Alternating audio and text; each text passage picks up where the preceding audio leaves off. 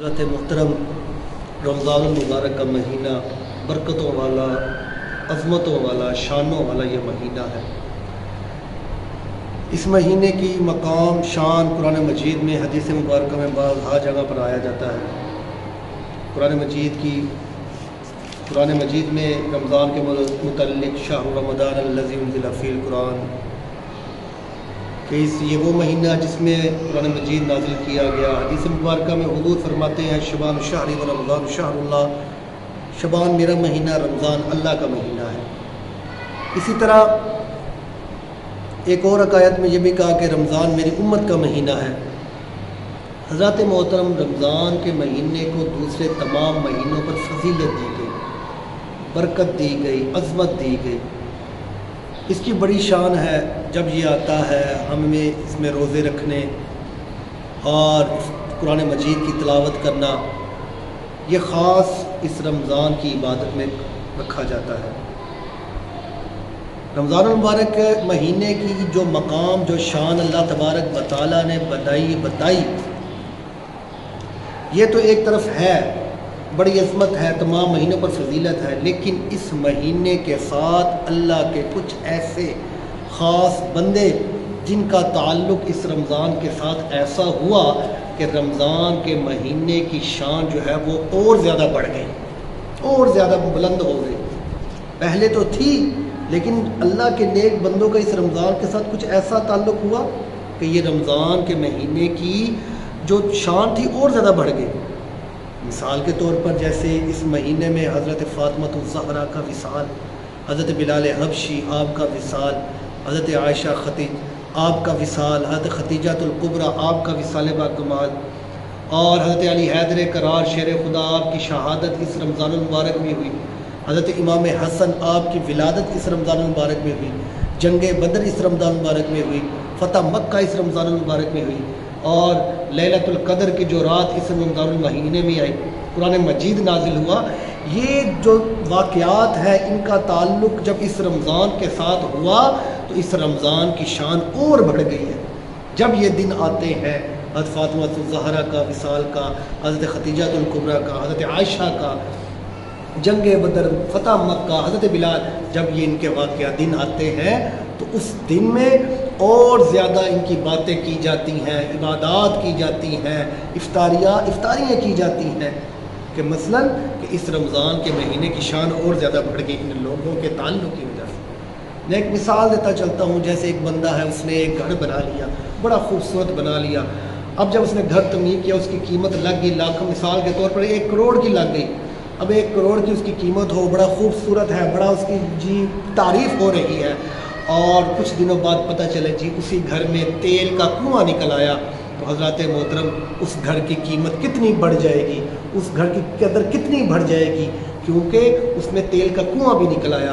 حضرات محترم اسی طرح رمضان المبارک کے مہینے کی شان بڑی ہے، لیکن اللہ کے ان بندوں کی جب نسبت اس مہینے سے ہوئی، ان دنوں کے ساتھ اس رمضان کے مہینے میں اللہ کے نیک لوگوں کا تعلق بنا، ایسے واقعات کا تعلق بنا، تو رمضان کے مہینے کی شان اور زیادہ بڑھ گئی۔ یہ رمضان کا مہینہ، اس میں روزوں کو فرض کیا گیا کہ روزے رکھیں، روزوں کو مسلمانوں پر روزوں کا حکم ہوا کہ روزے تم پر فرض کیے گئے۔ حضرات محترم کوئی روزہ جو ہے اس میں نہیں چھوڑنا چاہیے، سارے روزے رکھنے چاہیے۔ اگر روزہ چھوڑا جائے نہ کوئی عذر ہو، نہ کوئی بیماری ہو، نہ کوئی سفر ہو، بلا وجہ چھوڑا جائے، اس کا بڑا گناہ ہوتا ہے۔ یہ رمضان کا مہینہ جہاں رحمتیں لاتا ہے، برکتیں لاتا ہے، اگر اس کی قدر نہ کی جائے تو یہ رمضان کا مہینہ ہی اس بندے کی شکایت کرے گا قیامت کے دن کہ مولا اس بندے نے میری قدر نہ کی۔ حضور اکرم صلی اللہ علیہ وآلہ وسلم کی حدیث مبارکہ نا، جب رمضان کا مہینہ آتا ہے تو جنت کے دروازے کھول دیے جاتے ہیں، جہنم کے دروازوں کو بند کر دیا جاتا ہے۔ ایک حکایت میں ہے آسمانوں کے بھی دروازے کھل جاتے ہیں۔ پھر فرمایا جاتا ہے کہ روزانہ ایک ندا دینے والا آسمان سے آواز لگاتا ہے، کیا کوئی بخشش مانگنے والا ہے، ہم اسے بخشیں، کیا کوئی رزق مانگنے والا ہے، ہم اس کو رزق عطا کرے، کوئی دعائیں مانگنے والا ہے اس کی دعاؤں کو پورا کرے۔ روزانہ ایک آواز لگائی جاتی ہے صدا لگائی جاتی ہے کہ اس ہر رات کو کہ مانگو، رب سے مانگو، بخشش مانگو، جو مانگو گے تمہیں عطا ہوگا۔ اس کی تو ہر رات برکت والی ہے، اس رمضان کی پورا مہینہ برکت والا۔ پھر حضور اکرم صلی اللہ علیہ وآلہ وسلم کی حدیث مبارکہ ہے کہ جب افطاری کا وقت آتا ہے، افطاری جب ہونے لگتی ہے، روزہ کھلنے کا ٹائم آتا ہے، تو اللہ تبارک و تعالی روزانہ 60,000 گناہ گاروں کو دوزخ کی آگ سے محفوظ فرما دیتا ہے، 60,000 گناہ گاروں کو بخش دیتا ہے روزانہ افطاری کے وقت۔ آپ خود اندازہ لگائیں یہ کتنا برکت والا مہینہ۔ اب ایک میں بات اور بتاتا چلوں، اس مہینے کی برکت بتاؤں، اس مہینے کی برکت دیکھیں کتنی زیادہ ہے۔ ہم آگے پیچھے کھانا کھاتے ہیں نا، کچھ پیتے ہیں، کھاتے ہیں، جو چیزیں کھاتے ہیں، قیامت کے دن ہر چیز کا ہمیں حساب دینا پڑے گا، ایک ایک لقمے کا حساب دینا پڑے گا، ایک ایک گھونٹ کا حساب دینا پڑے گا جو ہم کھاتے پیتے ہیں۔ لیکن یہ رمضان مہینے کی فضیلت دیکھیں، برکتیں دیکھیں، کتنی برکتیں ہیں۔ حضور فرماتے ہیں یہ رمضان کا مہینہ جب آتا ہے تم سحری کرتے ہو یا افطاری کرتے ہو، سحری کرو یا افطاری کرو، تم جتنا بھی کھاؤ گے افطاری کے وقت یا سحری کے وقت تم سے حساب نہیں ہوگا، بلکہ ہر لقمے کے بدلے تمہیں اجر و ثواب ملے گا، ہر لقمے کے بدلے تمہیں ثواب ملے گا۔ یہ وہ رمضان کا مہینہ، آگے پیچھے کھاؤ تو تمہیں حساب دینا پڑے گا، لیکن رمضان کے مہینے میں تم سحری کے وقت، افطاری کے وقت جب جو بھی کھانا کھاؤ گے تمہیں ہر لقمے کے بدلے اللہ اجر و ثواب دے گا۔ یہ وہ رمضان کا مہینہ، ہمیں اس مہینے کی قدر کرنی چاہیے، اس مہینے کے روزے رکھنے چاہیے۔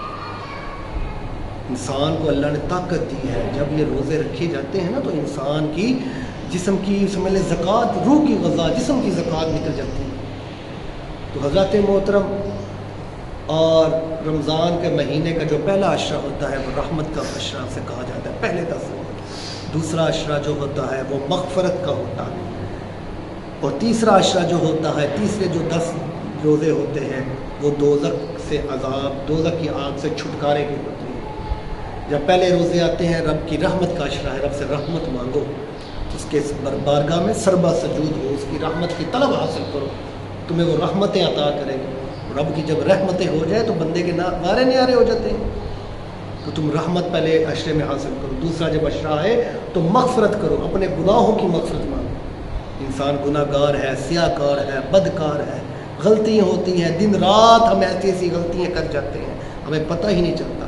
لیکن یہ مہینہ ایسا مہینہ رب نے عطا کیا کہ لوگوں یہ دوسرا جو عشرہ ہے تم مغفرت مانگو، تمہارے گناہوں کی مغفرت ہو جائے گی، دعائیں کرو، طلب کرو، مولا ہمارے گناہوں کو معاف فرما، سجدہ ریز ہو جاؤ، اور دوسرے عشرے میں عبادت کرو۔ تیسرا عشرہ جو ہے وہ عشرہ دوزخ کی چھٹکارے سے ہے، دوزخ کی آگ سے چھٹکارے سے، کہ تم سجدہ ریز ہو، رب سے مانگو مولا ہمیں جہنم سے آزادی عطا فرما۔ حدیث مبارکہ حضور فرماتے ہیں جو بندہ روزانہ 3 مرتبہ رب سے یہ دعا مانگتا ہے، مولا مجھے جہنم کی آگ سے دور فرما، جہنم سے آگ سے دور فرما، جب روزانہ 3 مرتبہ دعا کرتا ہے تو جہنم خود رب کے آگے کہتی ہے مولا اس بندے کو میری آگ سے محفوظ فرمائیے، خود جہنم پھر کہتی ہے۔ اور اگر روزانہ بندہ 3 مرتبہ کہے مولا مجھے جنت عطا کر، جنت عطا کر، تو جنت پھر رب کے آگے کہتی ہے مولا اس بندے کو میری جنت میں جگہ عطا کر۔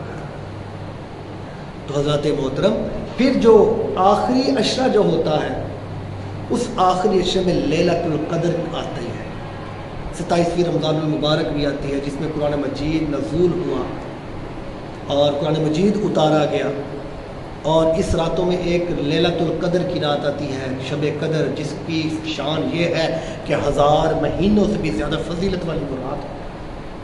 اس رات کو حضور کہتے ہیں تلاش کرو، میرے نبی کریم فرماتے ہیں اس کو تلاش کرو جو طاق راتوں میں ملتی ہے، جیسے 21ویں رمضان المبارک کی رات، 23ویں رمضان المبارک، 25ویں رمضان المبارک کی رات، 27ویں اور 29ویں رمضان المبارک، ان راتوں کو طاق رات کہا جاتا ہے۔ یہ رات ان راتوں میں تلاش کی جاتی ہے، اور جو بندہ اس رات کو پا لیتا ہے سمجھ لیں اللہ کا اس پر بڑا کرم ہوتا ہے۔